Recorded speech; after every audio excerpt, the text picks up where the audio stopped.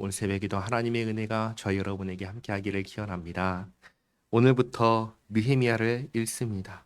히브리어 성경을 보면은 에스라와 느헤미야가 한 권의 책으로 묶여 있습니다. 이걸 말씀드리는 이유는 이 서로 구별된 이야기가 아니라 쭉 이어지는 이야기로 봐야 한다는 것입니다.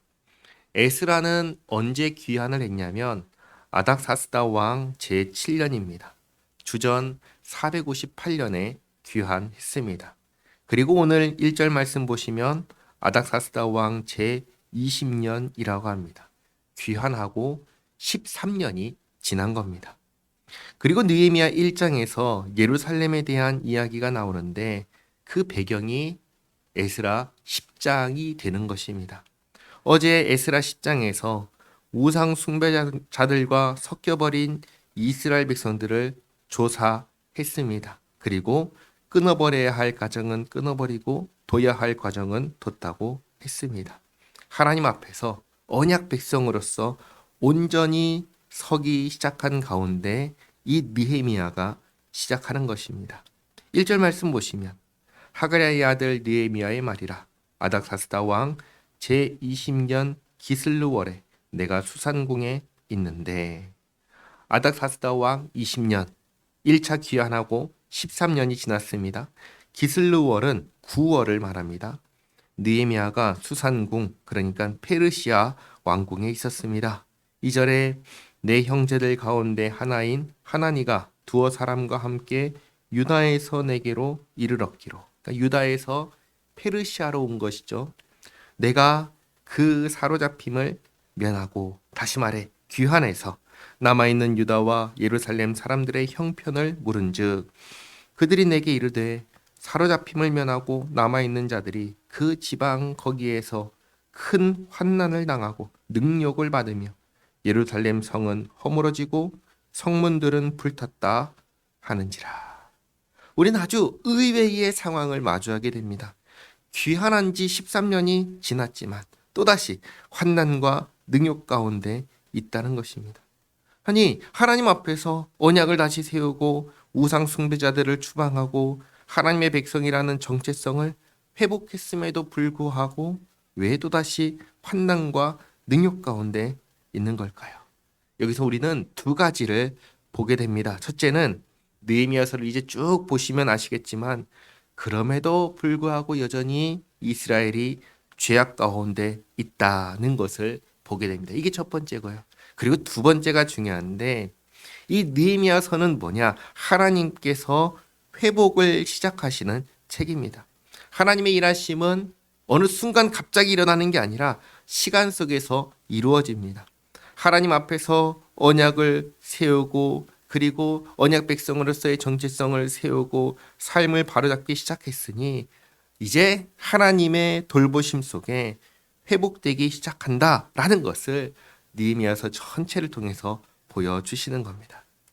4절 말씀 보시면 내가 이 말을 듣고 앉아서 울고 수일 동안 슬퍼하며 하늘의 하나님 앞에 금식하며 기도하여 느헤미야가 에스라처럼 기도를 합니다.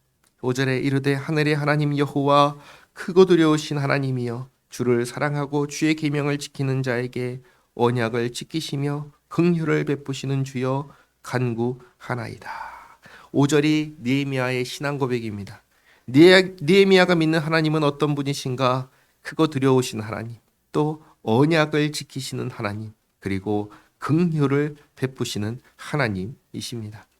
6절에 이제 종이 주의 종들인 이스라엘 자손을 위하여 주야로 기도하오며 우리 이스라엘 자손이 주께 범죄한 죄들을 자복하오니 주는 귀를 기울이시며 눈을 여시사 종의 기도를 들으시옵소서.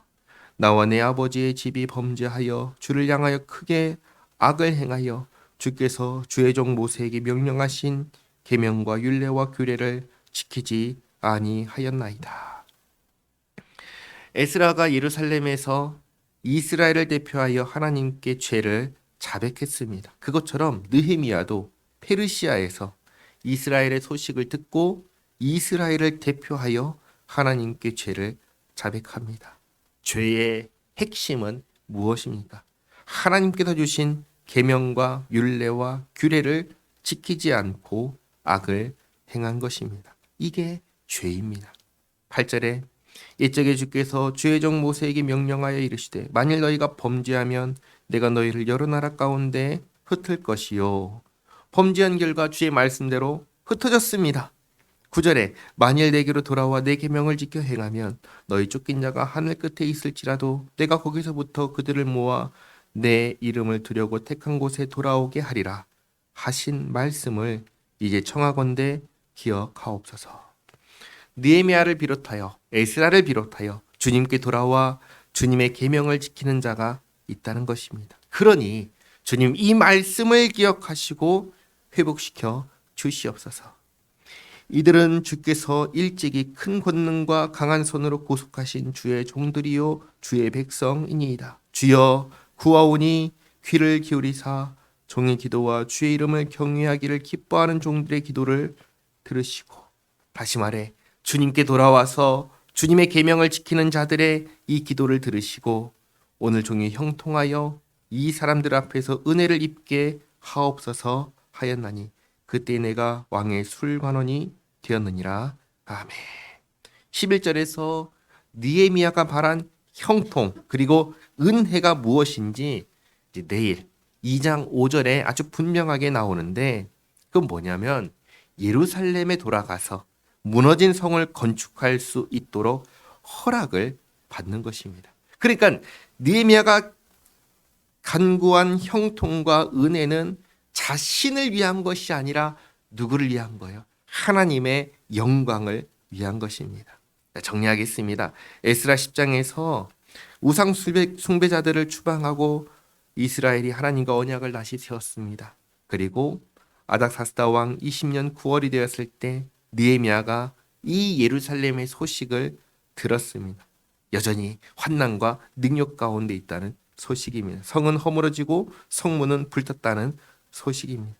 그 소식을 듣고 느헤미야는 귀환해서 무너진 성을 다시 세우고 싶다는 소원이 생겼습니다. 이 소원은 하나님의 나라를 위한 소원이었습니다. 그래서 하나님 앞에 조상들의 죄를 자백하고, 그러나 하나님 앞에 여전히 하나님 편에 서 있음을 아뢰며 은혜 베푸시기를 기도했습니다.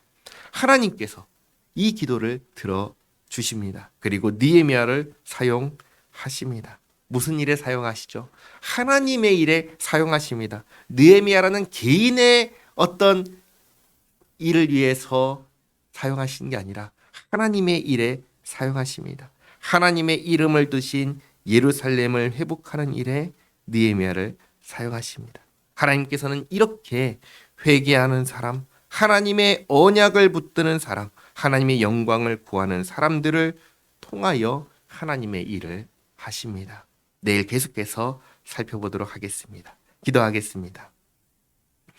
하나님 감사합니다. 저희도 느헤미야처럼 무너진 현실 앞에 가장 먼저 엎드리게 하시고 죄를 보게 하시고 회개하게 하시고 주님 말씀을 붙들게 하옵소서. 또 저희에게도 느헤미야와 같은 마음을 주시어 하나님 편에 선 사람이 되게 하옵소서. 주님의 영광을 위하여 살게 하옵소서. 늘 겸손하게 주님과 동행하며 살아가게 하시고 저희의 삶을 통해 주님의 이름이 회복되게 하옵소서. 예수님의 이름으로 기도하옵나이다. 아멘.